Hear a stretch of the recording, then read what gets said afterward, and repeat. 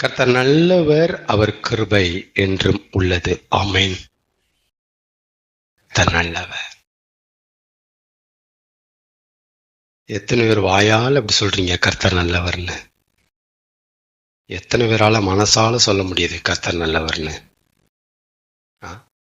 மனசால மனசு நிறைஞ்சி மனசுல இருந்து எத்தனை பேரால சொல்ல முடியுது? தாவீது டேஸ்ட் பார்த்துட்டு சொல்லிட்டு செத்துட்டு போயிட்டாரு. நாம டேஸ்ட் பார்க்காம அப்படி சொல்றது சரியல்ல. ஆமென். டேஸ்ட் பார்த்து சொல்லணும். உலகத்துல மனுஷனால சுமக்கவே முடியாத பெரிய சுமை என்ன? அவன் பார்த்துக்கிறது பெரிய சுமை. பாவம், மனுஷன் தவிச்சிட்டு இருக்கிறான். கர்த்தர் நல்லவர். ஏங்க ஆண்டவரை தேடல? ஏன் நீங்க ஆண்டவரை தேட மாட்டேங்கிறீங்க? நல்லா தானே தேடிட்டு இருந்தீங்க. என்னாச்சு திடீர்னு ஆண்டவரை தேடுறதை நிறுத்திட்டீங்க? அப்படின்னா சிலர் கொடுக்கிற பதில், என்னத்தங்க இவ்வளவு பிரச்சனையை வச்சுக்கிட்டு ஆண்டவரை போய் தேடுறது, எங்கிட்ட போய் தேடுறது சொல்றாங்களா? அப்படி சொல்லுவாங்க, கேட்டு பாருங்க.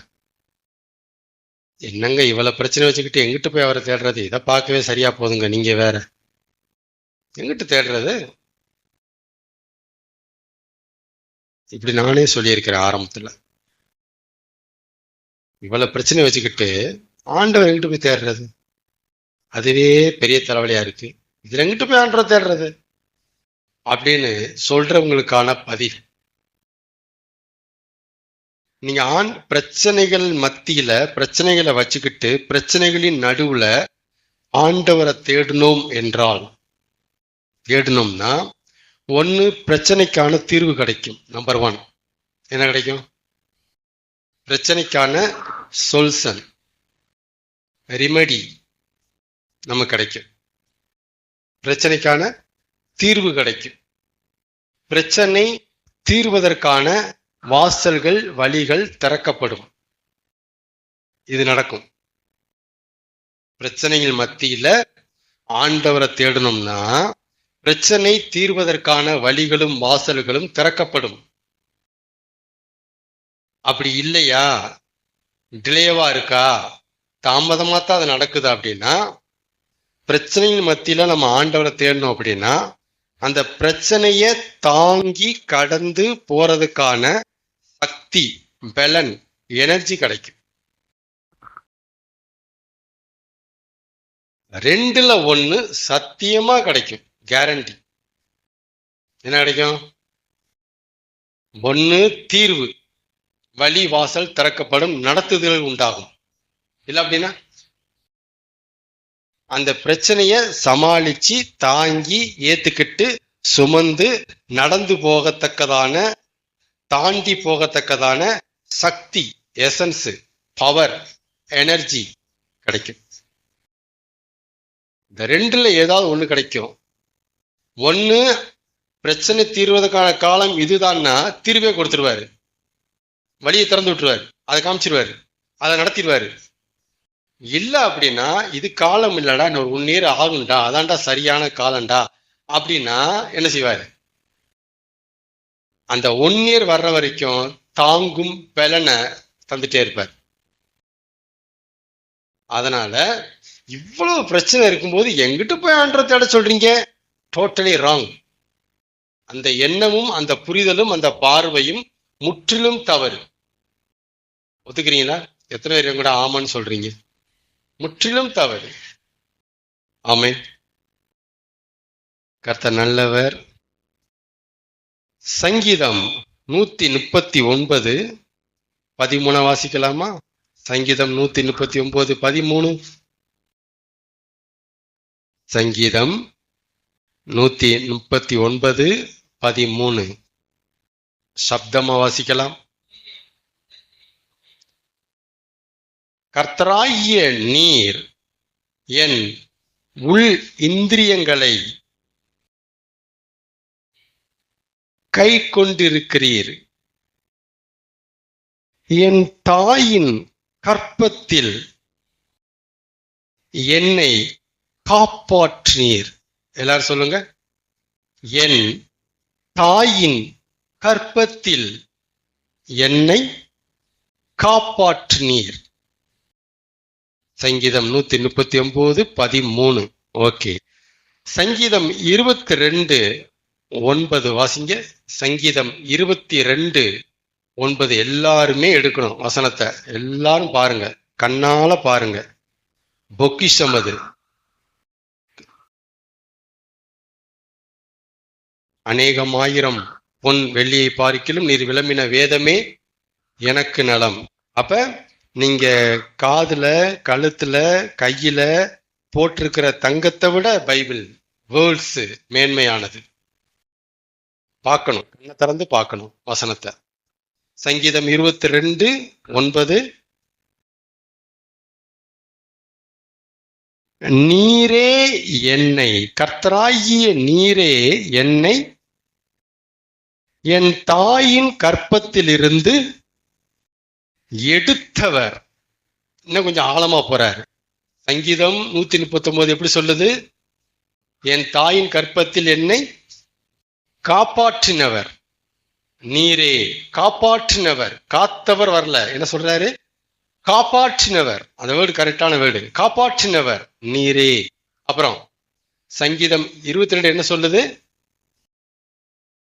என் தாயின் வயிற்றிலே, கற்பத்திலே, கருப்பையிலிருந்து என்னை எடுத்தவர் நீரே. எடுத்தவர் நீரே. அப்புறம் 10. கற்பத்திலிருந்து வெளிப்பட்ட போதே உமது சார்பில் விழுந்தேன். பயங்கரமான வார்த்தை. நம்புகிறதுக்கே ரொம்ப கஷ்டமான வார்த்தை இந்த வார்த்தை. நம்புகிறதுக்கு நல்ல மெச்சூர்டு வேணும். அவளை சீக்கிரமா இந்த வேலை நீங்க நம்ப முடியாது, நம்பவே முடியாது. கற்பத்தில் இருந்து வெளிப்பட்ட போதே, இல்லைன்னா என் தாயின் கற்பத்திலிருந்து நீர் என்னை எடுத்து வெளியே போட்ட போதே நான் உமது சார்பில் விழுந்தேன்.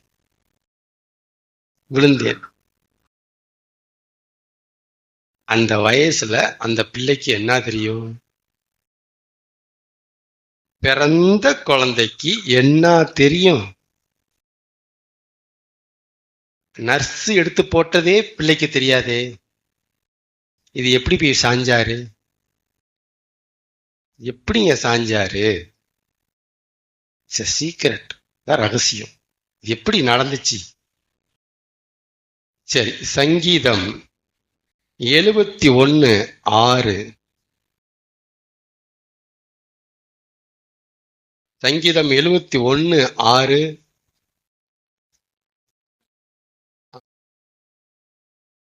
நான் என் தாயின் கற்பத்தில் உற்பவித்தது முதல், அண்டர்லைன், உற்பவித்தது முதல், உதித்தது முதல், தோன்றினது முதல். இங்க வாருங்க. தேவனாகிய உம்மால், படைப்பாளியாயிருக்கிற உம்மால் நான் ஆதரிக்கப்பட்டேன். என் தாயின் வயிற்றில் இருந்து, இங்க பாருங்க, அடுத்து ரீகன்ஃபார்ம்.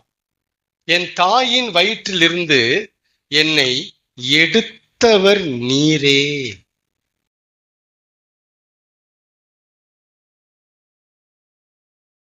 தாயின் வயிற்றிலிருந்து இவனை எடுக்கும் போது இது அவனுக்கு தெரியாது.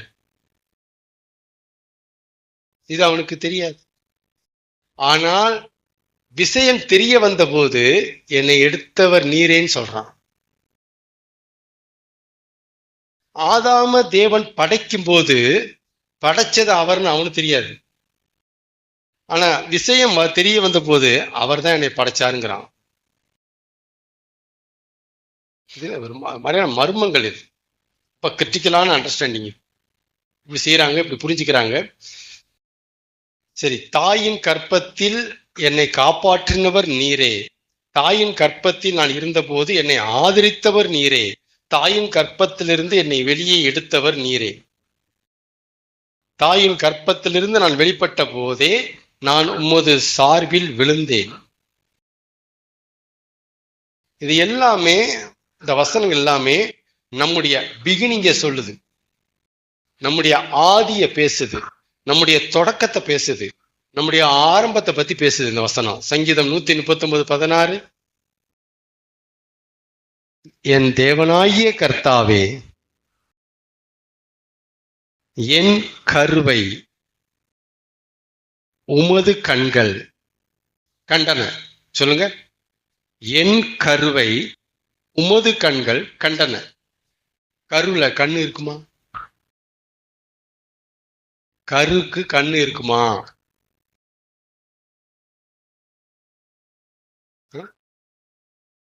கருவுல கண்ணு இருக்குமான்னு கேட்கிறேன். முட்டையில கண்ணு இருக்குமா?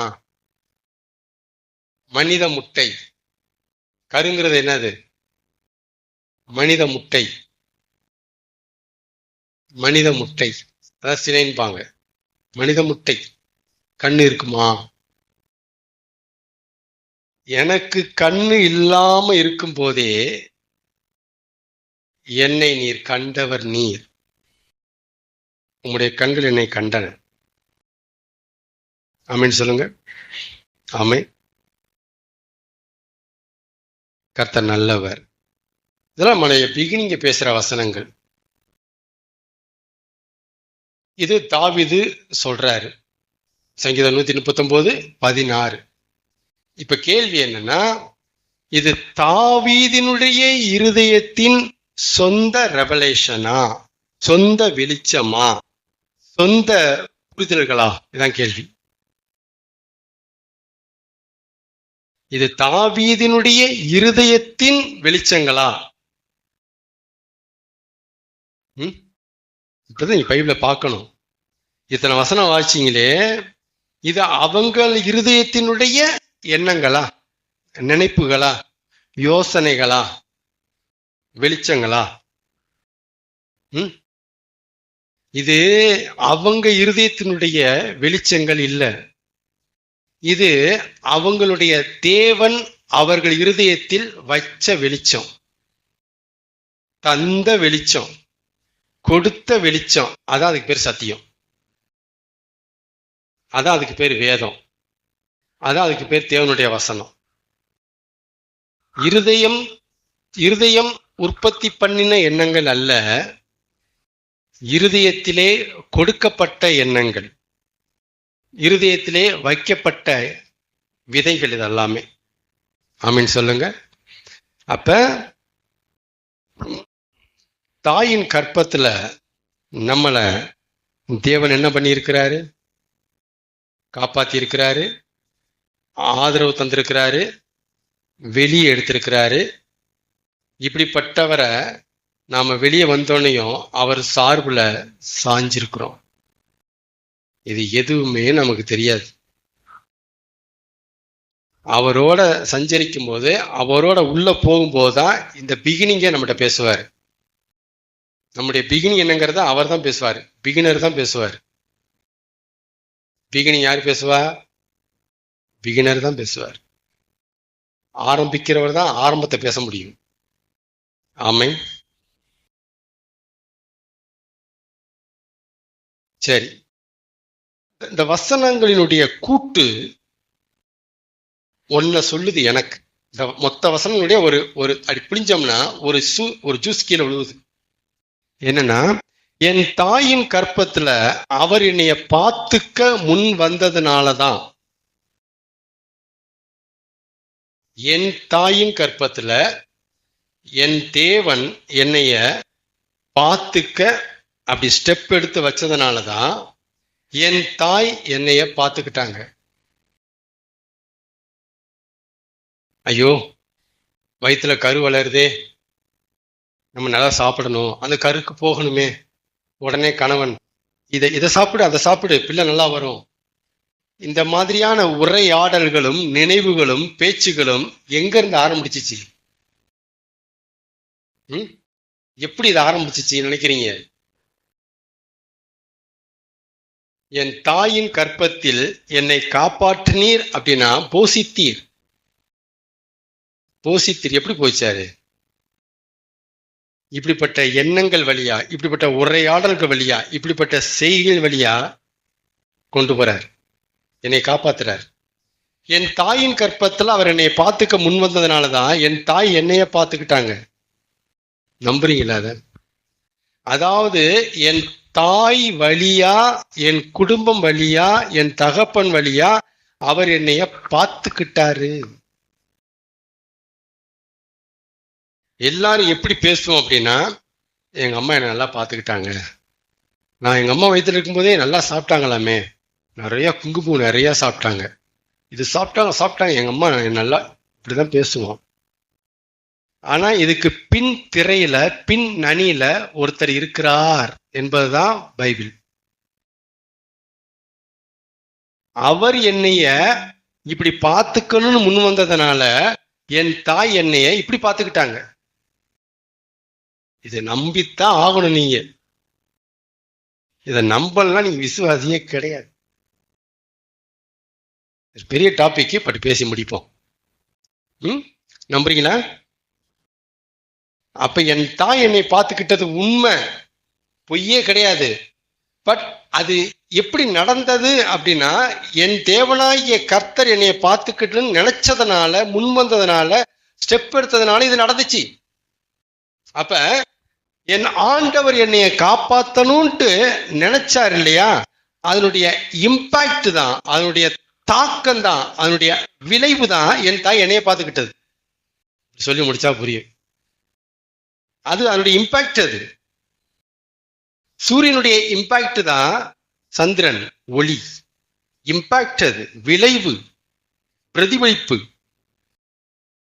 இப்ப தேவன் என்னைய காப்பாத்த முன் வந்ததுனால என் தாய் என்னைய காப்பாத்தினாங்க. இப்ப தாய்க்கு கொடுத்த முக்கியத்துவம் இப்ப கர்த்தருக்கு போகுது. நம்புறீங்களா? அங்க போகுது. இதைத்தான் அவர் எதிர்பார்க்கிறார். இதைத்தான் அவர் எதிர்பார்க்கிறார். சீட்டை எனக்கு கொடுக்காம நீ தாய்க்கு கொடுத்து வைக்கிற. ஆமேன். அதனால எங்க அம்மா தான் என்னைய பார்த்துக்கிட்டாங்க, எங்க அப்பா தான் என்னைய பார்த்துக்கிட்டாங்க, கர்த்தர்னு பார்த்த மாதிரி தெரியலையே சொல்லாதீங்க. பாவம், வேதனைப்படுவாரு, வருத்தப்படுவாரு, அப்படி சொல்லாதீங்க. என் தாய் என்னைய பார்த்துக்கிட்டது, பராமரித்தது, இது எல்லாமே அவர் என்னைய பார்த்துக்க முன்வந்தனுடைய ஒரு விளைவு. நல்லா புரிஞ்சுங்க, இம்பாக்ட். அது அதனுடைய எதிர் செயல், விளைவு அது. ஆமேன். உதாரணத்துக்கு யாத்திராகம்ல வருது, மோசேயின் தாய் பார்வோன். அந்த காலத்துல எகிப்து தேசத்துல ஜனங்க பலுகி பெறுகிறத எகிப்து பார்வோன் கண்டபோது அவன் மனசுல உண்டான எழுமுனை என்ன அப்படின்னா, இஸ்ரவேலர்களே மெஜாரிட்டி ஆயிட்டு இருக்கிறாங்களே, எண்ணிக்கையில பயங்கரமா இருக்கிறாங்க, நம்ம எகிப்தியர்கள் ஆள் குறைவா தர்றாங்களே, ஒருவேளை இவங்க இப்படியே பெருகிட்டாங்கன்னா நம்முடைய எதிரி நம்ம மேல படையெடுத்து வரும்போது இவங்க அவங்களோட சேர்ந்து நம்ம கூட சண்டைக்கு வந்தா நம்ம தோத்து போயிருவோமே அப்படின்ட்டு அவர் ராஜா இல்லையா, ஒரு உபாய தந்திரம் பண்றார். என்ன பண்றாரு முதல்ல தெரியுமா? முதல்ல என்ன பண்ணுவாரு?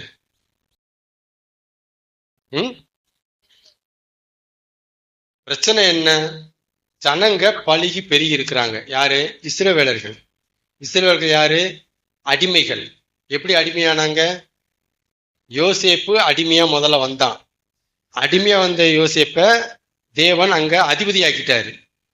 இவனை அதிபதி ஆக்கணும்னையும் யோசேப்பினுடைய முழு ஃபேமிலியும் யோசேப்பு கூப்பிட்டுறான். எல்லா ஃபேமிலியும் இப்ப எங்க வந்துடுறாங்க? இஸ்ரவேலர்கள்லாம் எகிப்துக்கு வந்துடுறாங்க. தெரிஞ்சோ தெரியாமலையோ அடிமையாயிடுறாங்க. கரெக்டா? இப்ப யோசேப்பும் அவனுடைய குடும்பத்தார், இன பந்தியா எல்லாரும் இப்ப எங்க இருக்கிறாங்க? எகிப்துல இருக்கிறாங்க. இவங்கள அந்த பார்வோன் நல்லபடியா வச்சுக்கிட்டாரு. ஏன்னா யோசேப்பு அதிபதியா இருக்கிறான், நல்லா வச்சுக்கிட்டாரு. அந்த பார்வோன் இறந்து யோசேப்பும் இறந்து காலங்கள் ஓடுது.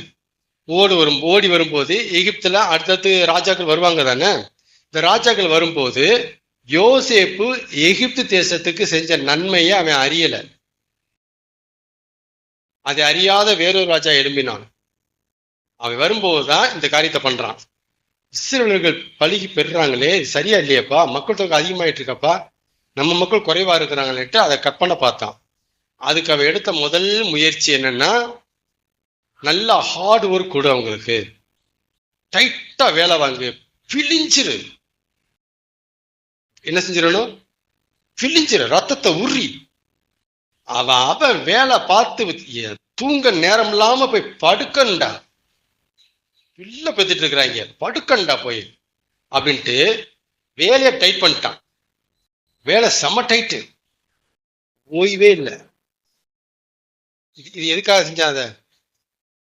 பிள்ளை பரக்கூடாது இனிமே, அவங்க தான், அவ்வளவுதான் இருக்கிறதோட நிப்பாட்டு, ஒருத்த கூட பிள்ளை வரக்கூடாது. அப்ப இவங்களுக்கு நேரம் கொடுத்தா தானே பிள்ளை வரக்கும். டைட் பண்ணிடு வேலையை, நல்ல வேலையை டைட் பண்ணி படுக்க விட்டுரும், தூங்கட்டும். இப்படி செஞ்சும் அவன் எவ்வளவாய் ஒட்டுக்கினானோ அவ்வளவாய் பெருகினார்களாம். அப்ப பர்பஸ் சால்வ் ஆகல. என்னடா அடங்க மாட்டேங்கிறாங்கன்னு நினைச்சான். அடங்க மாட்டேங்கிறாங்க, மறுபடியும் என்ன மக்கள் தொகை கூட்டிட்டா இருக்கு மறுபடியும். ஐயோ, இதுதான் இந்த ஹார்ட் ஒர்க் பண்ணணும். அப்புறம் பார்த்தான், எகிப்து மருத்துவச்சிகள், டாக்டர்ஸ், நர்ஸ் எல்லாம் கூப்பிட்டான்.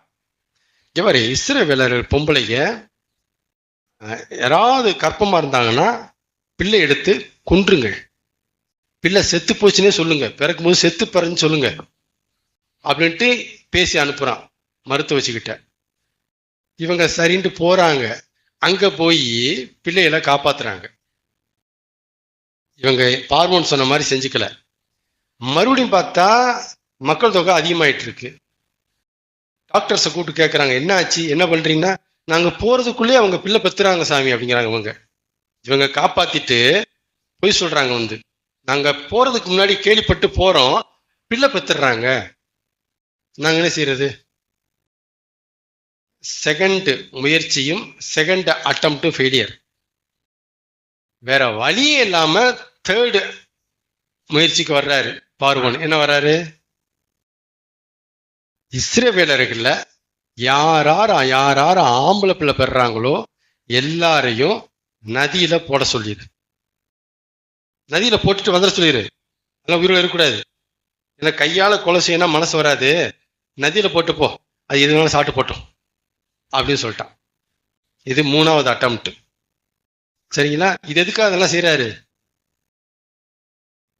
மக்கள் தொகை பெருகக்கூடாது, அதிலே நிப்பாட்டணும். இது தேர்ட் அட்டம்ப்ட். இந்த தேர்ட் அட்டம்ப்ட் ஜோரா போயிட்டு இருக்கு. சரிங்களா? அந்த மூணாவது முயற்சி சக்சஸா போயிட்டு இருக்கிற அந்த காலத்துலதான் யார் பிறக்கிறா? மோசே பிறக்கிறார்.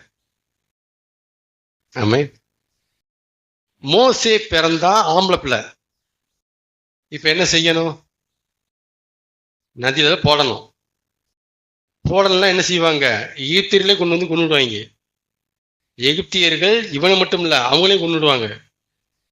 இப்ப மோசையின் தாய் தான் பெற்ற ஆண் பிள்ளையை நதியிலே போட வேண்டிய நேரம் இது. ஆனா மோசைய அவள் தாய் நதியில போடல.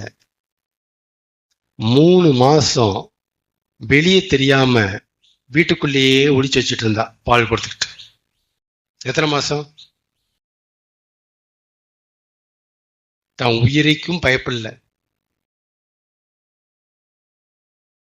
எல்லாரும் போட்டாங்கல்ல, ஏன் மோசையின் தாய் போடல? அதுக்கு ரீசன் அங்க சொல்லப்பட்டிருக்கு, தன் பிள்ளை அழகுள்ளதென்று கண்டு. அப்படி வசனம் வருது. அந்த பிள்ளை அவ்வளவு அழகா இருக்கான், இத போயாடா போட சொல்றீங்க படுவாவிகளா அவன் நினைக்கிறான். அப்ப மோசேயே அவன் தாய் காப்பாத்துறதுக்கு மோசையின் தாய்க்கு கிடைச்ச காரணம் என்ன? இந்த காரணத்தை வெளிச்சம் போட்டு காமிச்சது யாரு? இந்த காரணத்தை செட் பண்ணி காப்பாத்திட்டாரு. பெத்த தாயே 3 மாசம் ஒளிச்சு வச்சு காப்பாத்திட்டா. 3 மாசம் முடிஞ்சதுக்கு அப்புறம் இதுக்கு மேல காப்பாற்ற முடியாது, விஷயம் வெளியே பரபரமா தெரியுது. ஏமா தாயி வேணாம், இவ்வளவு தூரம் வளர்த்தாச்சு, இம்மட்டும் காத்தவர் இனியும் காப்பார் அப்படின்னு மகள் மிரியாம கூப்பிட்டு நாணல் பெட்டியை செஞ்சு நதியில போட சொல்றான். நீ விட்டுறம்மா அப்படிங்கிறா. மிரியாம் என்ன பண்றா, எல்லாம் ரெடி பண்ணி நதியில போடுறா. பிள்ளை அப்படியே போயிட்டு இருக்கு நதியில. இவ என்ன ஆகும் என்ன ஆகும்ட்டு மிரியாம் பார்த்துட்டே இருக்கிறா. அம்மா அங்க இல்ல, பார்க்க முடியல அவளால. அம்மா ஸ்பாட்ல இல்ல, அக்கா கறி தான் நிக்கிறாங்க. சரியா? ஆனா இந்த விஷயத்துல ஆரோன் தப்பிச்சிட்டாரு. ஆரோன் யாரு? மோசையின் அண்ணன். மோசே அண்ணன் பிறக்கும் போதெல்லாம் இந்த சட்டமே கிடையாது. மோசே தம்பி பிறக்கும் போது சட்டமே பாஸ் ஆயிட்டு இருக்கு. இப்ப அண்ணன் தப்பிச்சிட்டாரு, மோசே மாட்டிக்கிட்டான். சரிங்களா? இப்ப நதியில போயிட்டு இருக்கு, குழந்தை மிதந்துட்டு போயிட்டு இருக்கு, அது வாழ சிரிச்சுட்டு போயிட்டு இருக்கு, நடக்க தெரியாம. கரெக்டா அப்பதான் பார்வோன் குமாரத்தி நதிக்கு வர்றா. யாரு? ஆண் பிள்ளையானால் கொன்று போடுங்கள், நதியில போடுங்கன்னு யாரு கட்டளை இட்டாங்களோ அந்த கட்டளையிட்டனுடைய அரக்கனுடைய அழகி வர்றாங்க. குமாரத்தி வர்றா, வந்து ஸ்நானம் பண்றா. வந்து தோழிகளோட பிள்ளை சத்தம் கேட்குது. கரெக்டா அப்படி டியூன் பண்றாரு பாருங்க. நீ விடணும், பிள்ளை மிதந்து போகணும், அவ வரணும், இவன் அழுவணும். செட்டப்ப கவனிங்க, கரெக்டா கோரியா கொண்டு வராரு பாருங்க. இந்த பிள்ளை அழுவுது. என்ன சத்தம் கேட்குது அப்படின்ட்டு தோழியில அனுப்பலாம். ஒரு பிள்ளை, அந்த பிள்ளையை கொண்டு வந்து பேசுறாங்க. இந்த மாதிரி ஆண் குழந்தை, சே அழகா இருக்கேன், இது எகிப்தியருடைய பிள்ளை தான் இருக்கும், நம்ம வளர்ப்போமா? வளர்ப்போம். இந்த மனசை கொடுத்தது யாரு? எகிப்தியர்களுக்கு இஸ்ரவேலர்கள் அருவருப்பு. ஆனா அந்த பிள்ளைய தூக்குறாவா? நான் வளர்ப்போம் அப்படிங்கிற இந்த மனசை கொடுத்தது யாரு? எப்படி நடந்துச்சு இதெல்லாம்? ஆமீன். பிள்ளைய வளர்க்க சம்மதிச்சிட்டா. பெத்த அந்த பிள்ளைக்கு இப்ப பால் ஊட்டணும். யார் ஊட்டுவா? 3 மாசம் தான் ஆகுது. இப்ப என்ன செய்ய அப்படின்ட்டு அந்த பேச்சு போயிட்டு இருக்கும் போதே மிரியாம் ஓடி போறா. மேடம் மேடம் மேடம், அந்த பிள்ளைக்கு தாய் ஊட்டுறதுக்கு இஸ்ரவேலர்ல ஒரு பெண் இருக்காங்க, கூட்டு வரவா அப்படின்னு கேட்கிறான். கூட்டுட்டு வா அப்படின்னா இவ போய் மோசையின் அம்மாவையும் கூட்டு வர்றா. யாரு? மிரியாம். கூட்டு வந்து மோசை அம்மாட்ட, பார்வோன் குமார்த்தி எனக்காக வாழ, கொஞ்ச நாள் மெச்சூர்டானோன்னு நான் வாங்கிக்கிறேன்ட்டா. ஓகே.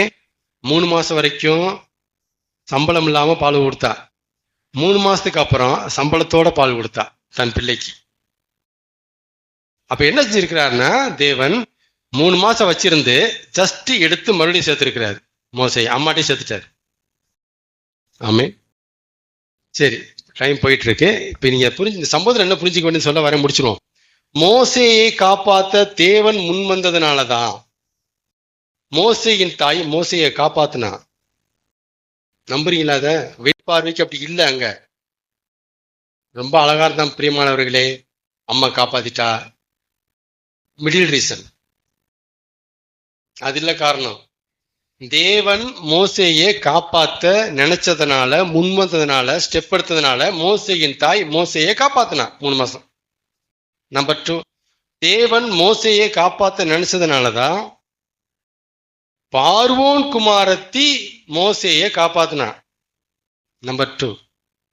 நம்பர் 3, தேவன் மோசையை காப்பாத்த நினைச்சதுனாலதான் 3 முறை மோசே பார்வோன் கைக்கு தப்பினான்.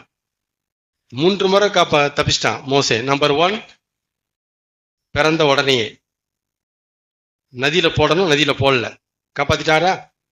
நம்பர் 2, நதியில போட்டதுக்கு அப்புறம் காப்பாத்தினாரா? நம்பர் 3, பார்வோன் எகிப்துல மோசே வளர்ந்து பெரியவன் ஆன போது ஒரு சண்டை வருது. சண்டை வரும்போது எகிப்திய சொல்றான், இஸ்ரவேலர் சொல்றான், நீ நேற்று அந்த எகிப்தியனை கொன்னது போல என்னையும் கொல்ல போறியான்னு சொல்லிட்டான். இந்த நீஸ் அங்க போகுது ராஜாக்கு.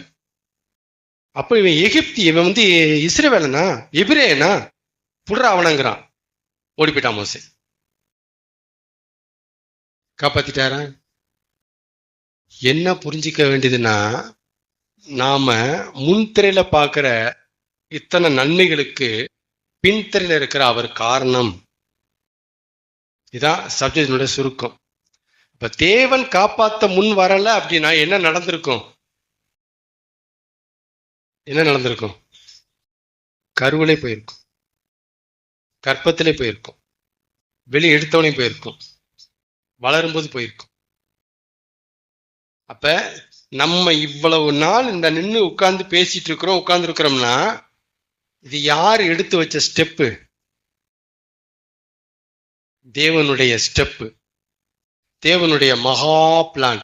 ஏன் மோசையை காப்பாற்ற முன் வந்தாரு? மோசைக்கான தேவனுடைய கனவு திட்டம் பயங்கரமா இருந்துச்சு, அத உள்ள வந்தாரு. நமக்கான கனவு, நமக்கான சித்தம், நமக்கான தரிசனம் தேவன்கிட்ட உச்சத்துல இருக்கும்னா நாம சத்தியமா காப்பாற்றப்படுவோம், நிற்போம் உலகத்துல. ஆமென் சொல்லுங்க.